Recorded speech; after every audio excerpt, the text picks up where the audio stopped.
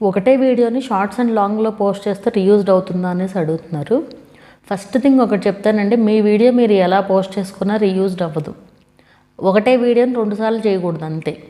ఇప్పుడు షార్ట్కి లాంగ్కి చాలా తేడా ఉందండి. లాంగ్ వీడియో ఏంటి, మనకి 16:9 రేషియోలో ఎడిట్ చేస్తాము, 16:9 రేషియోలోనే రికార్డ్ చేస్తాము వీడియోని.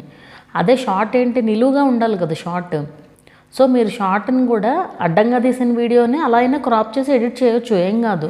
ఎందుకంటే కంప్లీట్ ఎడిటింగ్ అనేది కంప్లీట్ డిఫరెంట్గా ఉంటుంది కదా. ఎడిటింగ్ ఏమీ సేమ్ కాదు. మీరు లాంగ్, కొంతమంది ఏం చేస్తారు, లాంగ్ వీడియోని స్పీడ్ పెట్టేసి పెడతా ఉంటారు. అట్లా పెట్టకూడదండి ఎప్పుడైనా సరే. అసలు ఏం అర్థం కాదు కూడా చూసే జనాలకి. మనం ఏదో ఒకటి పెట్టామో అన్నట్టు పెట్టకూడదు. మనం పెట్టే వీడియో ఆడియన్స్కి అర్థమవుతుందా లేదా అనుకుని పెట్టాలి. మీరు అడ్డంగా తీసిన వీడియో అయినా సరే మీరు నిలువుగా షూట్ చేసుకుని పెట్టచ్చు.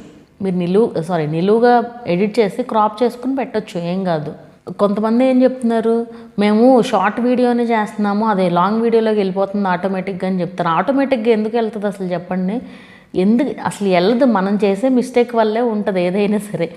మీరు అడ్డంగా తీసిన వీడియోని నిలువుగా ఎడిట్ చేయాలి, షార్ట్ కోసం. అంటే ఏం చేస్తారు, మర్చిపోతాం, కామన్ అది.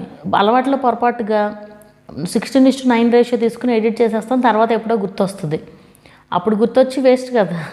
సో ముందే మనం 9:16 రేషియోనే తీసుకోవాలి షార్ట్ కోసం. అంటే మీరు అడ్డంగా తీసిన వీడియో అయినా ఎడిట్ చేసుకోవచ్చు నిలువుగాలోనే 9:16లోనే. సో అలా సపరేట్ ఎడిటింగ్ చేసి పెట్టొచ్చండి, ఏమీ కాదు. అసలు రీయూజ్డ్ కంటెంటే అవ్వదు. మీ వీడియో మీరు ఎలా అయినా చేసుకోవచ్చు అది. అండ్ ఏ ప్లాట్ఫామ్లో అయినా కూడా షేర్ చేసుకోవచ్చు. ఇప్పుడు ఇన్స్టాగ్రామ్లో పోస్ట్ చేస్తే ఇందులో రీయూజ్డ్ వస్తుందా అంటారు. దానికి దీనికి సంబంధం ఉండదు అసలు. అది వేరే ప్లాట్ఫామ్, ఇది వేరే ప్లాట్ఫామ్. రీయూజ్డ్ ఏం అవ్వదండి. మీరు హ్యాపీగా పోస్ట్ చేసుకోవచ్చు. రీల్స్ చేశారు, షార్ట్స్ చేశారా రీల్స్లో పోస్ట్ చేసుకోవచ్చు, రీల్స్ చేశారా షార్ట్స్లో పోస్ట్ చేసుకోవచ్చు, ఏం ప్రాబ్లం లేదు.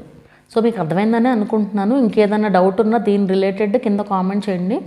వీడియో నచ్చితే లైక్ చేయండి. అలాగే ఛానల్ని కూడా సబ్స్క్రైబ్ చేసుకోండి. మరొక మంచి వీడియోతో మళ్ళీ కలుద్దాము.